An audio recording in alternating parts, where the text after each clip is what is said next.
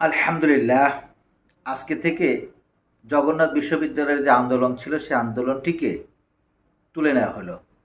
নিশ্চয়ই আপনারা শুনেছেন, অন্তর্বর্তীকালীন সরকার জগন্নাথ বিশ্ববিদ্যালয়ের আন্দোলনকৃত ছাত্রছাত্রীদের যেই দাবি ছিল সেই দাবিগুলো তারা মেনে নিয়েছেন এবং মেনে নিয়ে যা যা করা দরকার সেই ব্যাপারে দায়িত্বশীল ব্যক্তিদের অলরেডি অর্ডার দিয়ে দিয়েছেন। তো এইটা দেখার পরে একটা জিনিস আমার খুব মনে পড়ল, ওইটা মায়ের উপরে আর কোনো ঔষধ নাই।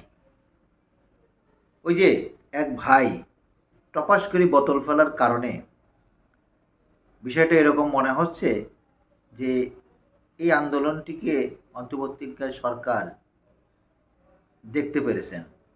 বোতলটা না ফেললে হয়তোবা জগন্নাথ বিশ্ববিদ্যালয়ের ছাত্রদের এই আহাজারি কান্না, রাস্তায় মারপিট খাওয়া, তারপরে তাদের সামান্য যেই দাবি সেই দাবি নিয়ে তাদের যে তালবাহানা, এইটা মনে হয় কোনো সময় সমাধান হতো না।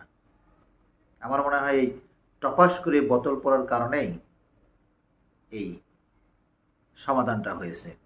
তবে যাই হোক না কেন, মায়ের উপরে যে কোনো ওষুধ নাই, এটা আবারও প্রমাণ হলো। সবাই ভালো থাকবেন।